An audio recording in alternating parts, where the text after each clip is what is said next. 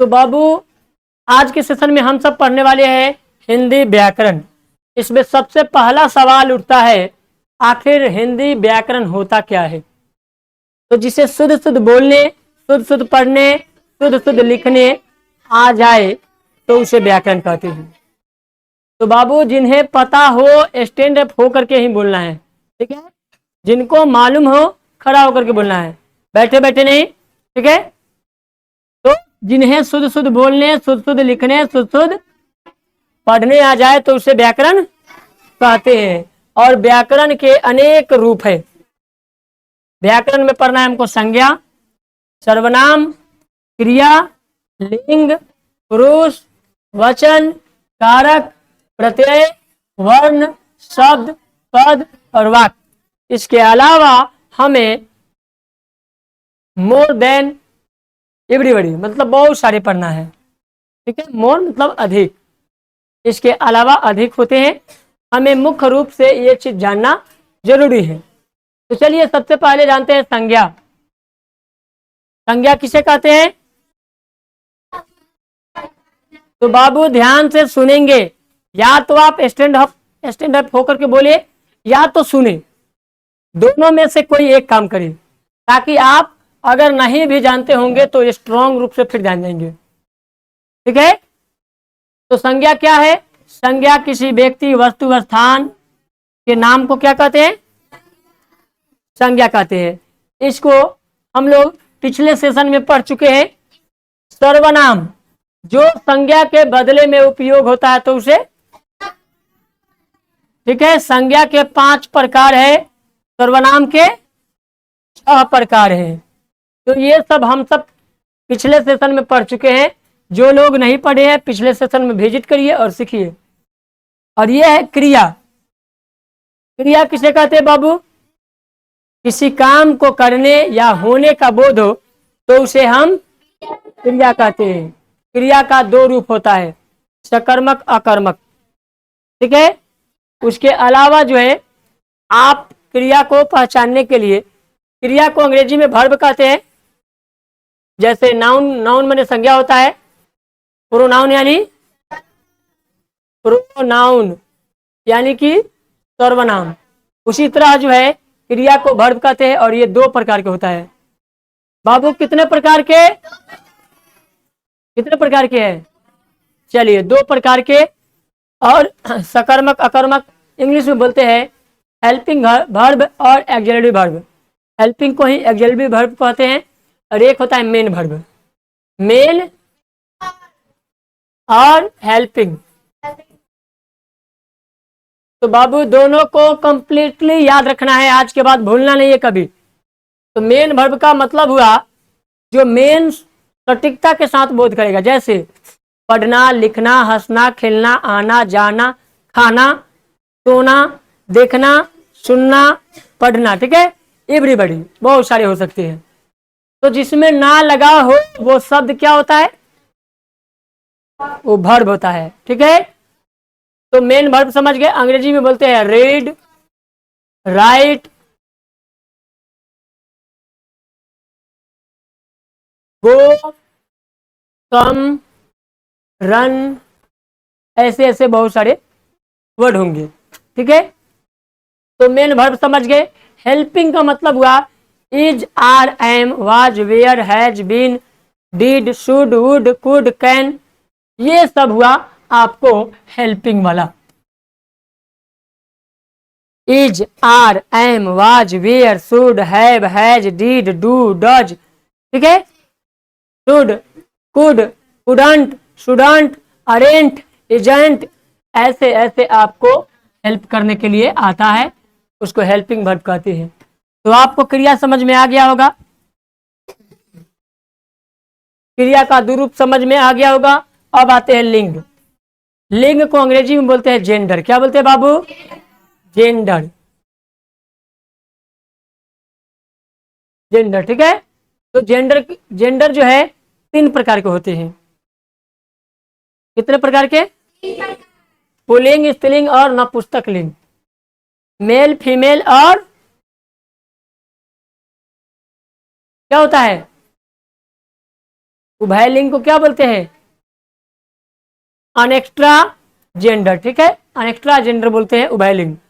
तो सिंपल जानिए हिंदी में मेल, फीमेल और उभयलिंग, तो ये 3 प्रकार के लिंग होता है, ठीक है। वैसा शब्दांश जिसके द्वारा हम किसी भी व्यक्ति के स्त्रीलिंग, पुल्लिंग, ठीक है, स्त्री पुरुष का बोध करते हैं तो उसे हम लिंग कहते हैं।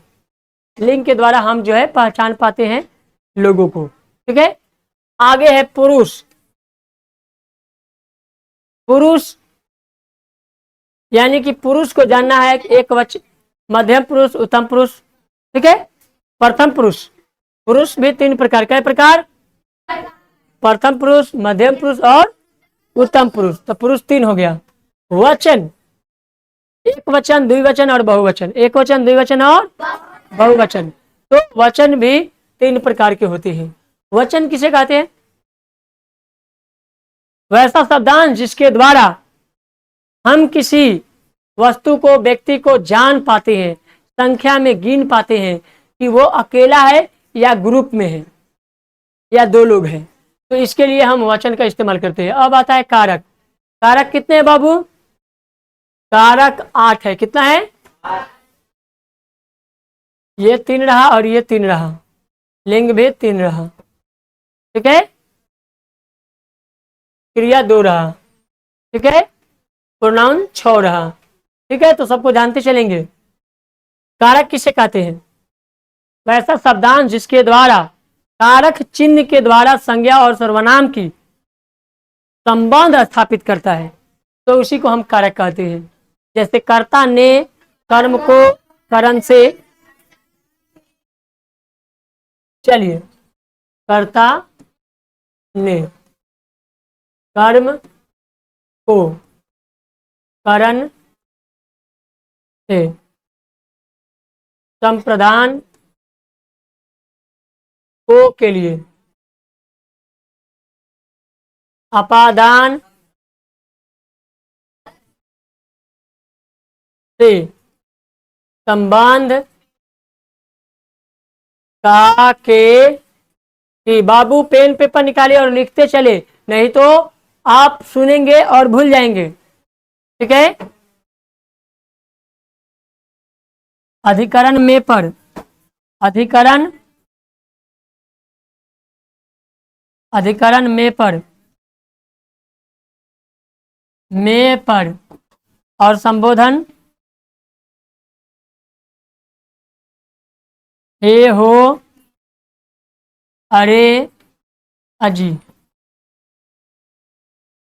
तो इस तरह से कारक जो है 8 प्रकार के होते हैं।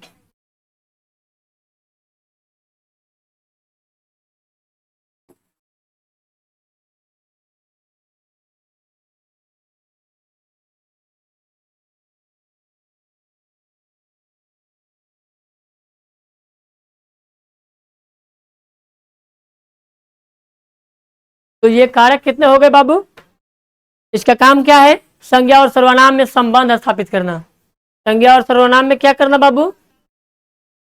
संबंध को स्थापित करना। यही संबंध को क्रिएट कराता है कि किससे कौन सा रिलेशन है। किसी वाक्य में ने आया, जैसे राम ने आम खाया, तो राम ने आम को खाया, तो ने भी आया, को भी आया, तो दोनों हुआ, कर्ता और कर्म दोनों कारक हुए, ठीक है। उसी तरह पूछ देगा, वह साइकिल से मोतीपुर गया, वह साइकिल से ज्ञान गंगा कोचिंग सेंटर गया, ठीक है। वह साइकिल से मोहवल ज्ञान गंगा कोचिंग सेंटर में गया, तो मैं से और से का देखिए, वह साइकिल से गया, तो से का मतलब हुआ साइकिल पे बैठ कर गया, 2 गो से है बाबू, सवाल उठता है 2 से, तो ये संबंध को जोड़ेगा और ये संबंध को तोड़ेगा। संबंध तोड़े उसे पंचमी, पंचमी में अपादान से होता है संबंध तोड़ने वाला। जैसे पेड़ से फल गिरा, पेड़ बेचारा ऊपर रह गया, फल नीचे। छत से बालक गिरा, छत बेचारा ऊपर आ गया, बालक नीचे गिरा, मुंह फूटा, दांत टूटा, आदत छूटा, ठीक है। तो से अलग कर दिया, से क्या कर रहा है? और वही कहेंगे, वह कार से मोतीपुर जाता है, तो देखिए से मतलब कार में बैठा तो गया, वह ट्रेन से पटना जाता है, वो ट्रेन से दिल्ली जाता है। तो ऐसे ऐसे करके वाक्य को क्रिएट करते हैं।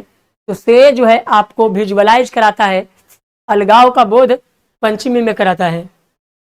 ये अलग कर रहा है और जोड़ रहा है। तो जोड़ने और तोड़ने से को पकड़ लिए होंगे। अब आता है को के लिए। को जो है दूगो में है, एक इसमें है और एक परम में भी है। ठीक है, तो देने का काम करेगा तो चतुर्थी कहलाएगा। देने कथी का काम? देने का काम। जैसे ब्राह्मण को वस्त्र दो, बच्चों को ज्ञान दो, पिता को पैसा दो, ठीक है, माँ को भोजन दो। तो ऐसे में देने का काम करेगा। तो उससे का मतलब, उसको का मतलब होता है संप्रदान, उसका मतलब होता है संप्रदान। लेकिन ऐसे ही नॉर्मल को, जैसे राम ने रावण को मारा, तो मारा तो दिया नहीं ना, मारेगा तो छीनेगा ना कि देगा। तो ये समझिए कर्म है। ठीक है, तो दोनों को समझ गए होंगे। अब हम आते हैं थोड़ी सी प्रत्यय की ओर। वैसा शब्दांश जो किसी वाक्य के लास्ट में जुड़कर एक नए शब्द का निर्माण करता है, तो उसको प्रत्यय कहते हैं। ठीक है, वर्ण, वर्ण उस मूलध्वनि को कहते हैं जिसका खंड या टुकड़ा नहीं किया जा सकता है। उसी तरह शब्द, वर्णों के सार्थक मेल को शब्द कहते हैं। गुड। पद किसे कहते हैं? समास को। दो या दो से अधिक शब्द मिलकर एक नए शब्द का निर्माण करता है तो उसे हम पद कहते हैं। दो या दो से अधिक शब्द मिला तो एक पद बना। वाक्य किसे कहते हैं? शब्दों के सार्थक मेल से वाक्य बनते हैं। जैसे राम ने आम खाया, तो ये तमाम चीज मिले तब जाके वाक्य बना तो शुद्ध बनेगा। शुद्ध शुद्ध पढ़ना, शुद्ध शुद्ध लिखना, शुद्ध शुद्ध पढ़ना आ जाए तो उसे व्याकरण करते हैं। यानी कि ये तमाम चीजें आ जाए और तब आप वाक्य बोल पाए तो शुद्धिकरण होगा। अब हम आते हैं थोड़ी सी भाषा की ओर और भाषा के शब्द को जानेंगे। भाषा किसे कहते हैं? भाषा वह है जो हम अपनी बात दूसरे के सामने प्रकट करते हैं। भाषा को हम दूसरे के सामने प्रकट करते हैं और हम तीन रूप से भाषा को प्रकट करते हैं। ठीक है, एक है मौखिक, दूसरा है लिखित और तीसरा है जिसका नाम सांकेतिक। मुख्य रूप से दो ही माना जाता है, लेकिन आपको तीन याद रखना है। जिस भाषा को बोला तथा कानों से सुना जाता है उसे मौखिक भाषा, जिस भाषा को बोला और कानों से सुना जाता है तो उसे, जिस भाषा को लिखकर अपनी बात प्रकट करते हैं या लिखा हुआ पढ़कर दूसरे को बात समझाते, सिखाते या लिखाते हैं तो उस भाषा को क्या कहते हैं? लिखित भाषा। यानी कि जिस भाषा को लिखकर प्रकट करते हैं दूसरे के सामने तो उसे लिखित भाषा कहते हैं। अब एक आ गया सांकेतिक भाषा। वैसा भाषा जिसे हम संकेतों में प्रकट करते हैं, जैसे इशारों इशारों में कुछ कर देना। जैसे रेलगाड़ी चलती है उसमें झंडा दिखाई जाती है कि लाइन क्लियर बा, रेड बत्ती, ग्रीन बत्ती, ट्रैफिक गति देखे होंगे। तो सड़कों पे जब चलते हैं तो वहां पे लाइट का इस्तेमाल करते हैं, वो सांकेतिक है। एम्बुलेंस में जो वो लाइट होती है भुकुर भाकुर, वो लाइट क्या दिखाता है? सांकेतिक दिखाता है कि भाई इमरजेंसी है, साइड दो, इमरजेंसी है, साइड दो। उसके आवाज भी संकेत करता है कि भाई एम्बुलेंस है, ये इमरजेंसी कोटा में बज रही है, इसको तुरंत साइड दो। तो हम सांकेतिक भाषा का इस्तेमाल करते हैं। ठीक है, तो हमें तीन भाषा का इस्तेमाल करना बहुत जरूरी है ठीक ढंग से। आगे बढ़िए, आगे हम आते हैं भाषा और बोली में अंतर। भाषा और बोली में अंतर जानेंगे। देखिए बाबू, सबसे पहला चीज जो है वो चीज है कि भाषा में व्याकरण होता है किंतु बोली में व्याकरण, बोलने के लिए व्याकरण की जरूरत नहीं होती है। भाषा की लिपि होती है किंतु बोली की लिपि नहीं होती है। दूसरा अंतर, आप लोग थोड़ी थोड़ी पेन पेपर पर लिखते जाए क्योंकि बातें मिस्टेक हो सकती है। उसी तरह है भाषा विस्तृत होती है, विस्तृत मतलब विस्तारित होता है, बड़ा होता है। वही बोली क्षेत्रीय होता है, जिस क्षेत्र में हम होते हैं उसी तरह बोलते हैं। जैसे हम बिहारी भोजपुरी बोलते हैं, ये क्षेत्रीय भाषा भोजपुरी हुआ। और हिंदी, अंग्रेजी ये विस्तारित भाषा हुआ। भाषा का नियम की मोहताज होती है, भाषा नियम के मोहताज होते हैं, किंतु बोली किसी की मोहताज नहीं होती। ठीक है। उसी तरह सामान्य तौर पर मात्रा भाषा बोली जाती है, मात्रा के अनुसार भाषा को बोली जाती है, लेकिन वही बोली को भाषा में नहीं बोली जाती है। भाषा में साहित्य प्रचुर मात्रा में होता है, जबकि बोली में साहित्य का अभाव होता है। भाषा में साहित्य होता है, बोली में साहित्य नहीं होता है। भाषा का प्रयोग प्रशासनिक कार्य में होते हैं, जबकि बोली का उपयोग हम आम बोलचाल में, आम कामों में करते हैं, क्योंकि हम आम लोग होते हैं। ठीक है। खास लोगों के लिए खास भाषा होती है, सामान्य लोगों के लिए बोली होती है। तो आई होप कि आप लोगों को भाषा समझ में आ गया होगा। धन्यवाद। हम फिर मिलते हैं नेक्स्ट वीडियो में और हम नेक्स्ट स्टेप को बढ़िया से समझेंगे। धन्यवाद।